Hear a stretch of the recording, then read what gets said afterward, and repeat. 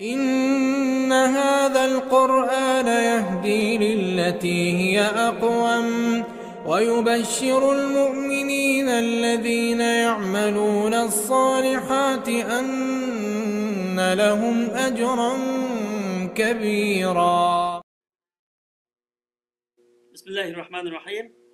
الحمد لله رب العالمين والصلاة والسلام على أشرف المرسلين سيدنا محمد وعلى آله وأصحابه أجمعين. Hürmetlik көрермен qarindoshlar, bugungi darsimizda omonat haqida to'xtalamiz. A'udhu billahi minash shaytonir rojim. Inna aradnal amanata 'alas samawati wal ardi wal jibal fa abayna an yahmilnaha wa ashfaqna minha wa hamalaha al insan innahu kana zaluman jahula. Shaksizki biz omonatni osmonlarga, zaminga va tog'larga tanladik. Ular uni ustiga elishga unimidi. Onun məsuliyyətini qorxdu. İnsan bolsa, onu üstüge aldı. İnsan həqiqətən üzüge zulüm qılğıcıdır və bəkmu nadandır. Allah-u Qurtubi bu ayətdəki amanətni bütün dini məcburiyyətlərinin həmməsini öz üstüge aldı deyə təfsir qılğan. Allah Taala insanga bu amanətni yüklüge vaxtda onunğa yetərlik aql, idrak, kuch-quvvat ve irade, xahiş ata qilgan. Amanet birer ishni qilishda samimiy, rostchil ve ishonchli bo'lish deganlik bo'lib, bu xiyonatning tamoman aksi. Bu amonatning lug'at ma'nosi. Endi uning shariat atalg'usidagi ma'nosi inson ado qilishga, qo'g'dashga ve saqlashga buyurilgan har qanday amal, har qanday narsa şu amanet deb ataldı. Qo'yilgan amonatlarni saqlash, birovning sirini saqlash, birovga yetkazib qo'ying degan gapni yetkazib qo'yish, bekimga demang degan gapni demaslik, bularning hammasi amonat. Umuman aytganda Alloh taolaning buyurganlarining hammasi bizning ustimizga amonat. Ya'ni biz la ilaha illalloh Muhammad rasululloh deb shahodat kalimasini aytib, musulmon bo'lgan kunimizdan boshlab dinni yetkazish ve dinge amel qilish, dinni qo'g'dash bizning ustimizga amonat bo'lib yuklanadi. Ya'ni biz ustimizda bir amonat bor kishilar bo'lgan bo'lamiz, musulmon bo'lgandan keyin. Endi amonatning turlari nihoyat ko'p. Kishilarningki nazarida umumlashib qolgan amonat bir amonat, bir narsani kishilarning pul mol amonat deb, masalan, bir amonat qo'yish. Shu mashhurlab qolgan. İnsanlar amanet dese derhal ko'ngliga shu keladi. Yani bu mu amanetning bir türü?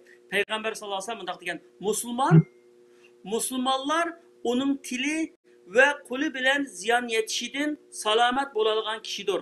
Mümin insanlar qini ve mal mülkiga onundan ziyan yetişidin aman bo'lgan kishidir deydi.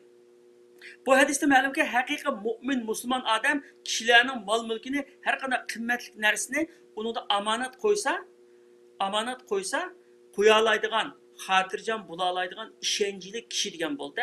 Peygamber sallallahu aleyhi ve sellem şundak işencilik kişiydi ki, Müslümanların nazarında o işencilik, kafirlarning nazarında mı işencilikti, kafirlarning işencilik dedi. Çünkü üzüge düşman bulatkan müşrikler kıymetlik neslerini, kıymetlik altın gümüş bunda neslerini Resulullah'a amanat koyattı. Peygamber sallallahu aleyhi ve sellem Medine'ye hicret kıldıgan çağda, o çağda nayet mühim bir vakit emdi. Çünkü müşriklerin hem kabilesinden birini adamını çıkarıp bir kişidiğine Muhammed Aleyhisselam'a hücum kılıp neyziler bilen kirip öldürüp etip şunu olan hem kabile öldürgendiken bu Muhammed Aleyhisselam'daki kabilesi hem kabileden nime alamaydı, intikam alamaydı, hemisi tenkilenmeydi. Anda o müşrikleri öldürmemiz diye vakit şu Resulullah'ın hicret kılışqa atlanıvatқан vakit xatarlik bir vakit. Şunda bir vakitte üzünün cenivilen üzde müşriklerin amanat koygan amanatlarını yetkizüş için Ali radıyallahu anhu'nu akıda kaldırıp sen benim akamda mağma amanatların ilgili tapşırıp durup bunun degi kegen dep amanatını tapşırışqa yani üzüge düşman bo'lgan kafirlarning amonatini o'zlariga salomat topshirish uchun Ali radhiyallohu anhuni qopqab ketgan Rasululloh. Kishilarning nazaridagi kichik sanalgan cho'ng amonatlar bor. Masalan, kishilar odatda bir kimden pul ötünasun, ya çoğunrak bir narsani ötünagan bolsa, yoki bir kim saqlab qo'ying degan bo'lsa, cho'ng narsani bu amonat deb biladi. O amonat deydi, endi uni saqlaydi yoki o'tinagan bo'lsa, beradi pul o'tinagan bo'lsa. Ammo kishilar birasidan biri kitob oriyat olgan yoki bir unalg'u yoki bir sinalg'u yoki qo'shnilardan biri yengniga chog'liq bir narsani oriyat ep turib yoki shunday kichik narsalarni siz paloniga berib qo'ying bu narsani degan bo'lsa, bu kichik sanag'anlikdan bunga ahamiyat bermay u omonatni ado qilmasa xiyonat qilgan bo'ladi. Chunki omonatning cho'ng kichigi yo'q. Cho'ng narsa olib kelsin, kichik pulga yaramaydigan narsa olib kelsin, ber omonat, uning eti omonat hamdi. Omonatga xiyonat qilish munofiqlarningki bir sifati hamdi. Mu'min odam omonatga qat'iy xiyonat qilmaydi. Mayli cho'ng bo'lsin, kichik bo'lsin, har qanday, mayli so'z bo'lsin, aytib qo'ydigan bir so'z bo'lsin yoki aytmaslikqa tegishli bir so'z bo'lsin. yoki oddiy bir narsa bo'lsin, pulga yaramaydigan narsa bo'lsin. Aşı bo'lsin bu omonat mavdabni saqlaydi. Masalan, kishilar deydi, "Ma gapni biz deyishdik, endi faloniga deb qo'ymizlar yoki bir kimga demang" deydi.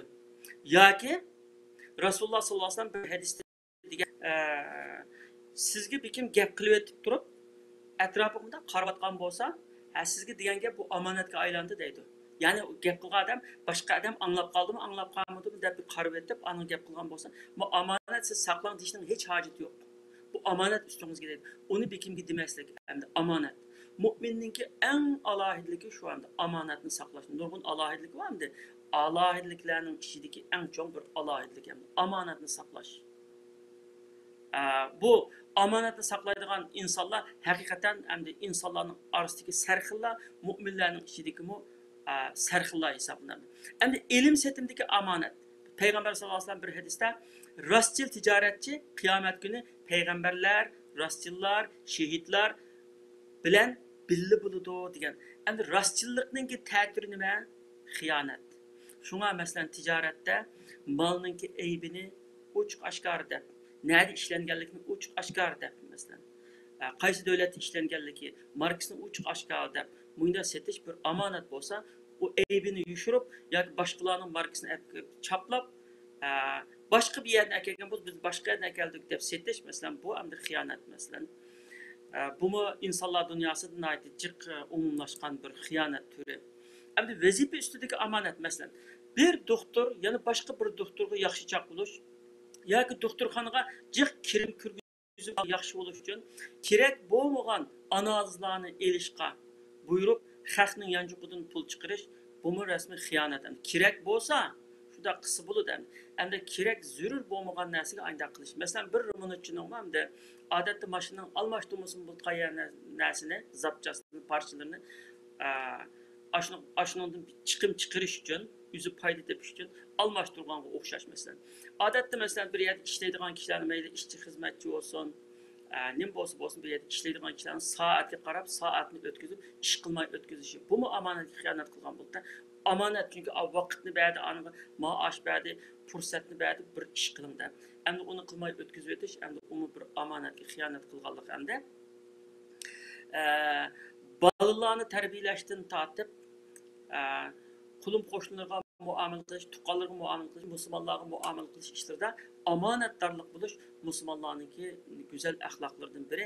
Endi sir saqlashdagi omonat endi sir saqlash deganmi nihoyat bak muhim endi bu. İnsanlar sir saqlashga omonatdor bo'lish sifati bilan qadr qimmatga ega bo'ladi. Sir saqlay olmayotgan insonlar bo'lsa, onunki qadr qimmati bo'lmaydi. Qarindoshlarining oldidami, insoniyatning oldidami, jamoatning oldidami uning hech qanday qimmati bo'lmaydi. Chunki hech kim uning yuragidagini aytolmaydi anda bo'lgan ekan. Agar sir saqlay oladigan bo'lsa, bu Rasulullohni va butun payg'ambarlarni o'ziga ulgu qilgan inson bo'ladi hamda. Endi ayolning omonati, ayolni nikohlab olgandan keyin bu ayol erning ustiga bir omonat, ota-onasidan uni omonat. Shunga uni Qur'on Karimda va akhadna minkum misaqan ghalida deydi. Ya'ni ular sizlardan mustahkam olgan tulsa deydi. Bu mustahkam ahd qasi men sizga talib bo'ldim degan vaqtida qabul qilganligi. shu qabul qilganligi mustahkam bir ahdini olganligi hamdicha. Endi nurg'un kishilar bu ayolni o'ziniki mulkiga o'xshash yoki xizmatchisiga o'xshash endi bundoq ko'rishi mumkin. Lekin ayol bir hayot sheriki.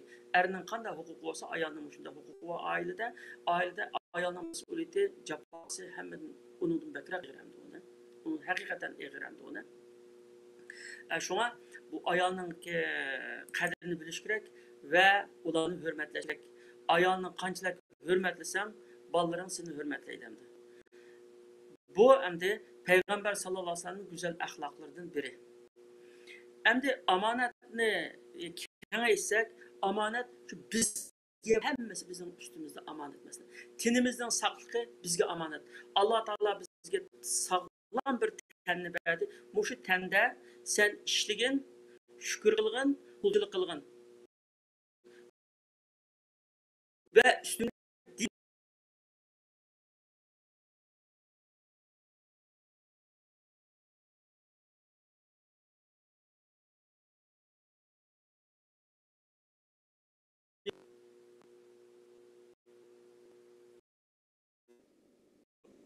omonatni berdi.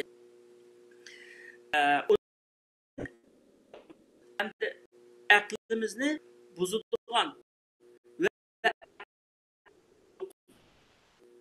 ishlarni qilmaslik masalan aqlni qo'llash.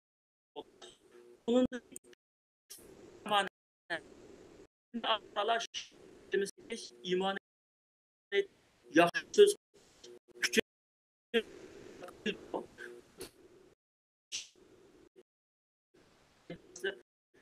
qilmas deganga o'xshaydi.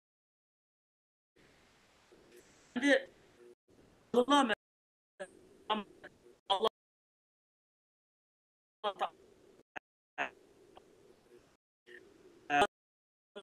bilir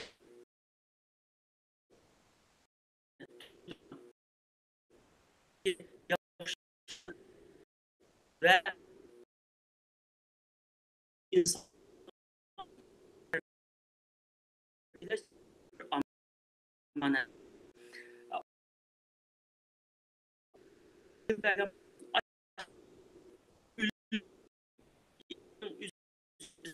Amanat.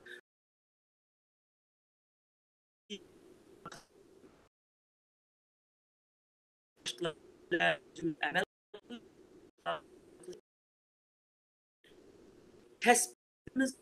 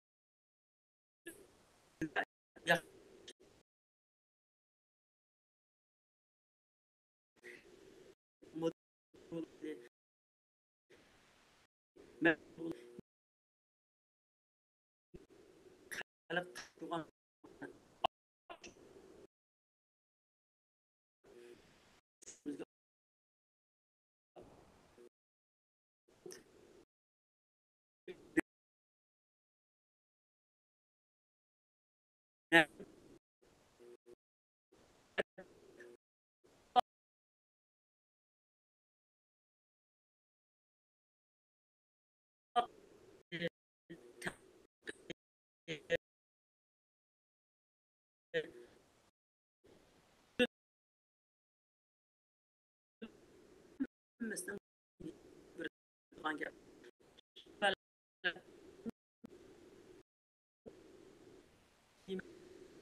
hem de bu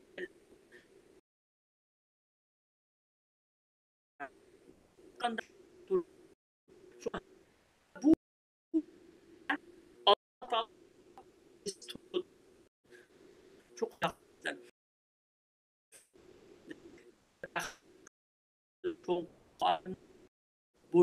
bu muallim o'qishdi mu boshlar Allah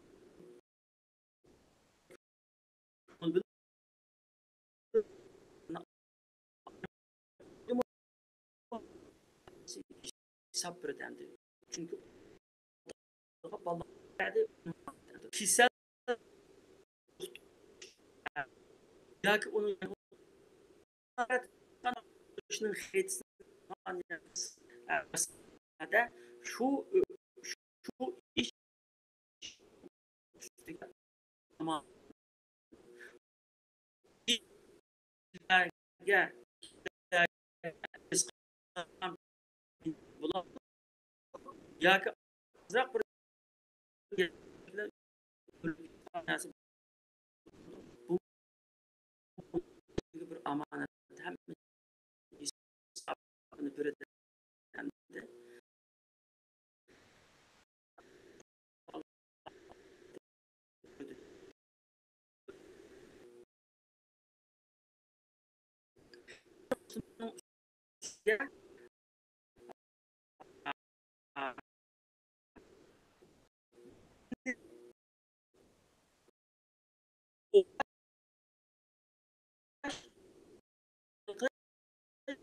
Ve din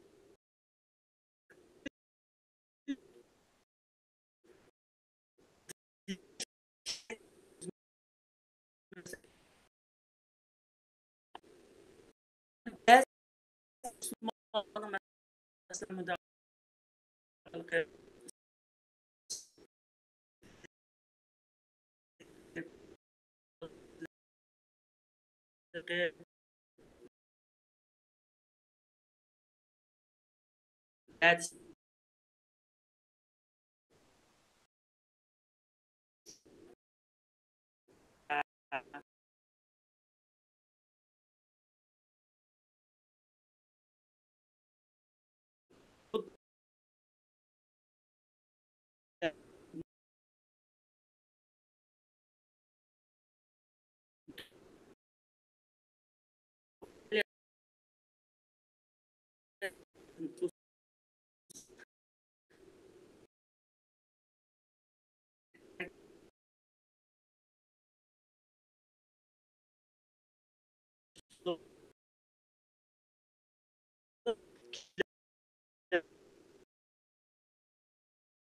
yani